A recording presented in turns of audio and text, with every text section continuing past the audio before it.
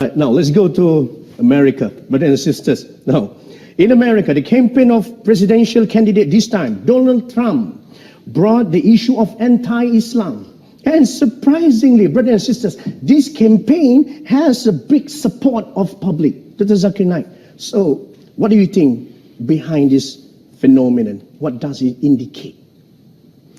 No, I believe that we find that anything which is popular, they do have enemies. Yeah. And Allah says in the Quran that every prophet had an enemy. And Muhammad Sallallahu Alaihi Wasallam, being the last prophet, will always have an enemy. So I feel that people like Donald Trump, they prove the Quran right. Allah says in Surah Furqan, chapter number 25, that there will be an enemy for Muhammad Sallallahu Alaihi Wasallam. And since Muhammad Sallallahu Alaihi Wasallam, his message is going to be till eternity, there are bound to be critics and enemies of Islam and of Prophet Muhammad. So these people are proving the Quran right. Because in spite of all these things, Islam is spreading. Allah says in the Quran, in Surah Imran, chapter 3, verse 54, Allah says, Makaru makarallah wallahu khairul makirin. They plan and plotted, Allah too plan. Allah is the best of planner. If you see after 9/11, the media war on Islam and throughout the world, normally people should think that now Islam should perish, na'uzubillah. They cannot. But we find that more people want to know what kind of religion is this. And we find that in USA alone, in a span of about 9 months after 9/11, 34,000 Americans accepted Islam. In Europe alone, in a span of 10 months after 9/11, more than 20,000 Europeans accepted Islam. So more they are trying to attack Islam, more Islam is spreading. I believe that such type of people, in the long run, it is benefit for Islam. People want to know what is this religion. And whenever people attack Islam, and you find that in the long run, it benefits Islam. All right. That's fantastic. Now, Dr. Zakir Naik, do you agree if I say that now Muslims are caught up with efforts to restore the image due to Islamophobia campaign in the West? So because of this, they forget to promote noble values of Islam. Yes, I do agree with you. Many a time we Muslims being emotional, we fall into the trap. For example, we know what happened in the Danish cartoons. Danish. It is wrong what they did. We found that most of the Muslim organization, they left everything what they were doing and they were concentrating on that. They were protesting. Fine, we should protest.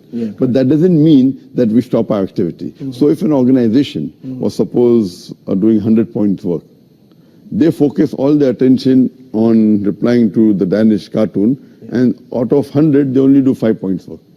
So imagine if all the organization do that, it will be a loss for the Muslim Ummah. What we require, there should be specialized organization to take care of this.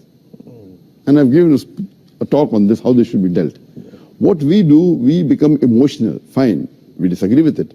But don't become so emotional that whatever positive work you are doing, you also stop that. So if he is attacking Islam, we don't leave everything. You leave everything and you only go and reply to that.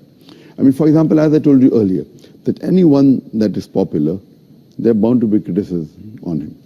I mean, for example, if you go on the Google and if you type my name, there'll be about approximately 15 million websites which has my information. I would say approximately 15 to 20% would be against me. So when a person gets popular, there are bound to be enemies. Initially, I had a perception that when anyone gets popular, the percentage of enemy remains the same. For example, if there are 100 followers, then 1 is the enemy. If you have 1,000 followers, then 10 is the enemy. If you have 1,000,000 followers, then there will be 10,000 enemy. The 1% remains the same, or 2%, or 10%, whatever the percentage, it remains the same. But later on, I realized that it's not like that. If you see the seerah of the Prophet Muhammad, when he started preaching Islam, initially he had 5 followers, no enemies. It became 50, 100, no enemies. When it started increasing, then the enemies started appearing.